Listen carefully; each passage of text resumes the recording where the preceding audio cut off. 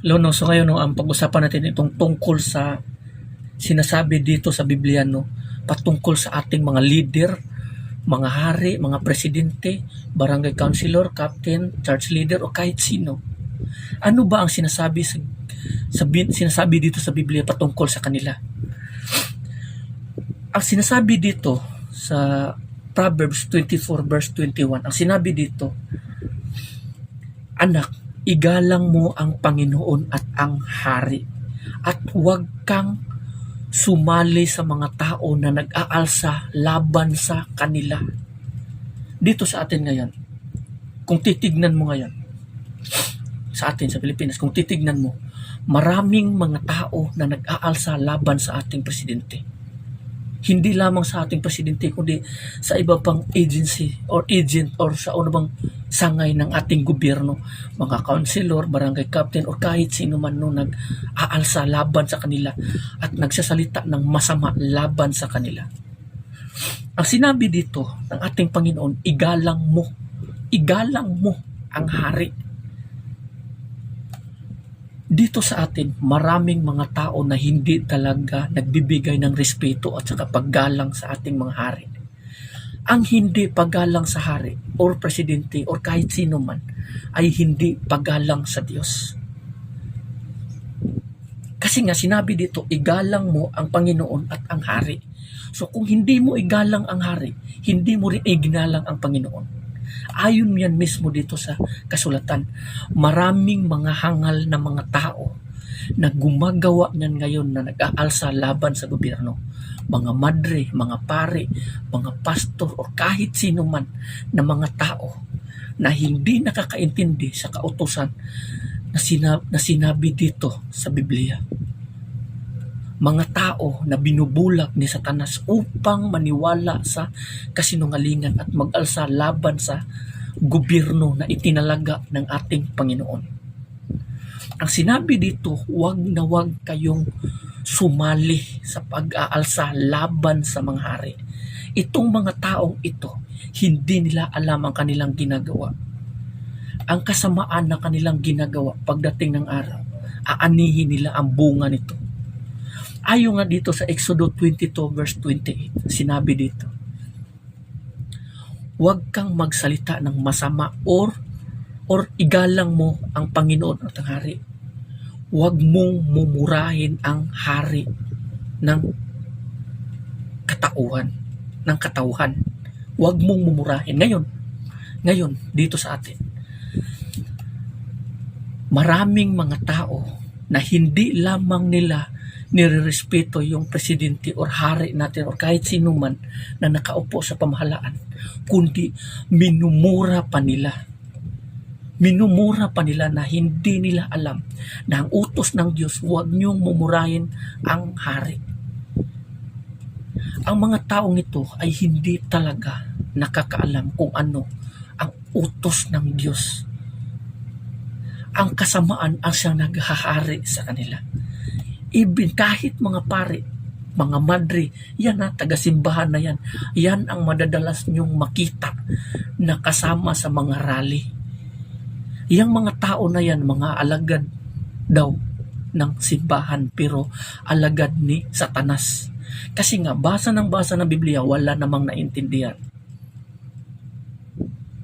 Ang sinabi dito, no, dito sa Roma chapter 13 verse 1, ang bawat tao'y dapat pasakop sa pinuno ng pamahalaan.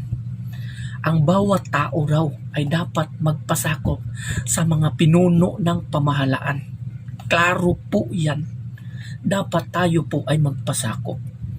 Iwasan po natin ang gumawa ng masama at magsalita ng mga masasama laban sa kanila. Kasi yung mga tao na yan itinalaga at pinili yan ng Panginoon upang sila'y maghari sa atin. At ang tanging nating gagawin is yung magpasakop tayo sa kanila.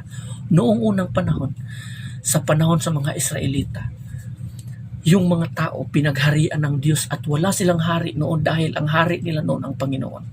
Pero nagreklamo yung mga tao at humingi sila ng hari sa isang propeta. Nagalit ang Panginoon sa kanila kasi nga ayaw nila na ang Diyos na siyang maghari sa kanila. Kaya binigyan sila ng Diyos ng isang hari na si Saul.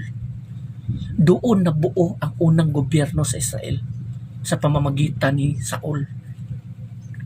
Hanggang na yan ngayon. So yung gobyerno na yun, itinalaga ng Diyos or binuo ng Diyos nang tinawag niya si Saul at doon nabuo. So hindi ang tao ang nagbuo ng pamahalaan, kundi ang Diyos. Ayon nga dito sa kasulatan, dagdag, sapagkat walang pamahalaang hindi mula sa Diyos.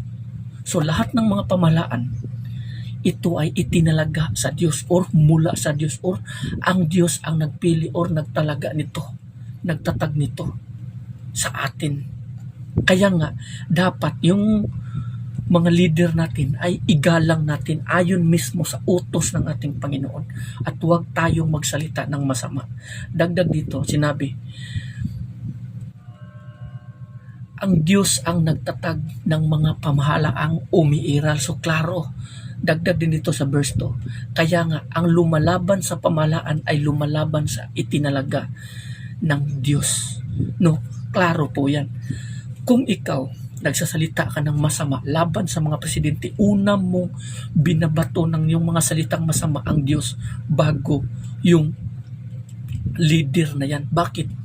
Kasi nga, yung mga leader na yan, ayon dito sa Biblia, sinabi dito sa kasulatan, na sila ay pinili at itinalaga ng Panginoon at hindi ang tao ang nagtalaga sa kanila, kundi ang Diyos. Kaya nga sinabi dito, at sila'y nararapat sa parusa. Kaya nga, ang lumalaban sa pamahalaan ay lumalaban sa itinalaga ng Diyos. At sila'y nararapat sa parusa. Yung mga tao na gumagawa ng pag-aalsa laban sa mga hari. Ang sinabi nga dito sa kasulatan, di ba? Huwag kang huwag kang sumali sa mga tao nag-aalsa laban sa mga hari. Kasi hindi mo alam kung ano ang kanilang magagawa laban sa iyo. Dito, ang kasamaan sa mga tao, nandoon na sa mga bibig. Sinabi nga dito sa kasulatan, kung ano ang lumalabas sa iyong bibig, siya na yung buhay mo. Kasi nga, nagagalit ka, sabi mo, galit kami kasi kurap ito, lahat tayo kurap. Lahat tayo magnanakaw. Sinabi nga sa kasulatan, paano mo masasabi sa kapwa mo, natatanggalin ko ang alikabok sa iyong mga mata, samantalang yung truso sa iyong mga mata ay hindi mo matanggal. Yan ang dapat mong babantayan. Basahin mo, intindihin at sundin kung ano ang sinasabi dito sa Biblia. Huwag tayong magpakahangal.